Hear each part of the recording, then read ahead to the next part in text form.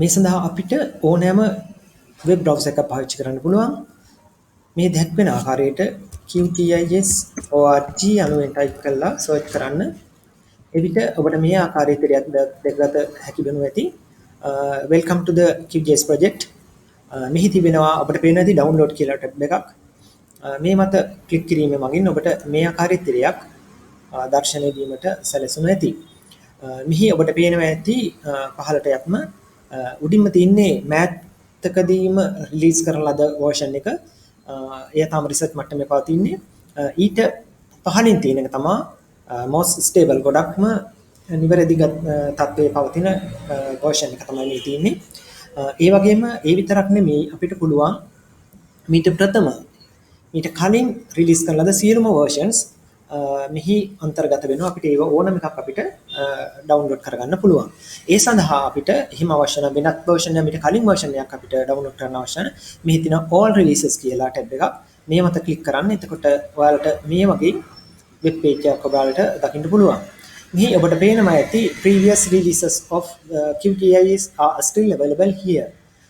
මෙහි පරණ මීට කලින් ප්‍රථම රිලීස් කරන ලද ඔක්කොම version මෙහි තියෙනවා තමයි මේ කියන්නේ. මෙතන මේ here කියන තැන ක්ලික් කරන්න mouse එක. එවිට ඔබට මෙවැනි තිරයක් දැකගත හැකි වෙනවා ඇති. මෙහි මීට කලින් රිලීස් කරන ලද සියලුම versions අඩංගු වෙනවා. ඔබට පේනවා ඇති මෙහි 64 bit operating system එකක් තියෙන කම්පියුටර් එකට ඊට අදාළ version එකක් 32 bit operating system එකක් තියෙන කම්පියුටර් එකකට ඊට අදාළ version එකක් තියෙනවා. ඒ නිසා ඔබගේ පරිගණකයට ගැළපෙන ආකාරයේ version එක ඔබ download කරගත යුතුයි. හොඳයි. දැන් අපි බලමු අපගේ පරිගණකයේ operating system එක කුමක්ද කියලා. මේ සඳහා ඔබගේ පරිගණකයේ ඔබගේ desktop එක මත my computer කියලා තියෙන icon එක මත right click කරන්න. එහි පහළින් ඔබට දැක ඇති වෙන properties කියලා ටැබ් එකක් තියෙනවා. ඒක ක්ලික් කරන්න. එතකොට ඔබට මේ ආකාරයේ තිරයක් ඔබට දිස්සනු ඇති. මෙහිදී ඔබට පේනු ඇති මේ Windows වර්ගයේ එහි version එක 10 කියන edition එක තමයි අපි මෙහිදී දිස් වෙන්නේ. ඒ වගේම ඔබට පේනවා ඇති මෙතන operating system එක කුමක්ද කියලා system type එක 64 bit operating system එකක් තමයි මේ තියෙන්නේ. QGIS 2.14 version එකකින් පසුව රිලීස් කරන ලද සියලුම version Windows 10 සඳහා කිසිම ගැටලුවක් නැතුව බාධාවකින් තොරව භාවිතා කරන්න පුළුවන්.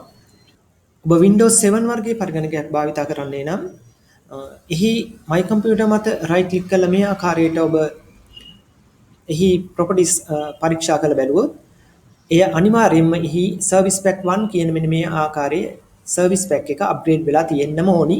එහෙම නැති වුණොත් ඔබට QGIS 2.14 වලින් පසුව රිලීස් කරන ලද කිසිම version එකක් ධාවනය කරවීමට හැකියාවක් එන්නේ නැහැ. ඒ කියන්නේ ඒ software එක වැඩ කරන්නේ නැහැ හරියට. ඒ නිසා ඔබ මෙහිදී ඒ සම්බන්ධයෙන් සැලකිලිමත් විය යුතුයි.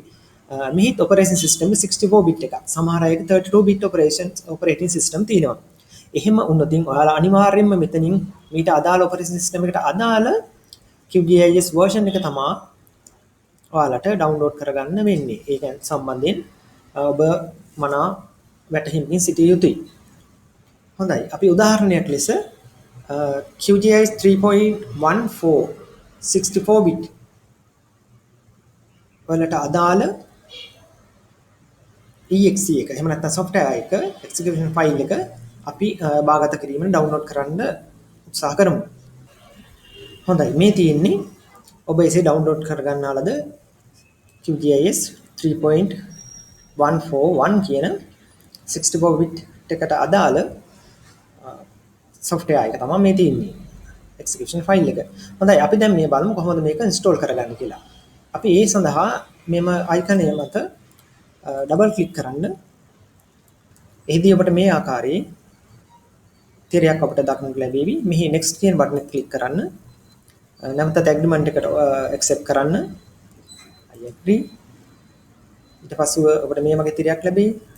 next. මෙහිදී ඔබට data sets කීපයක් තියෙනවා. ඔබට අවශ්‍ය නම් කැමති නම් මේවා මේ මත ටික් කිරීමෙන් ඒවත් ඔබට install කරගන්න පුළුවන්.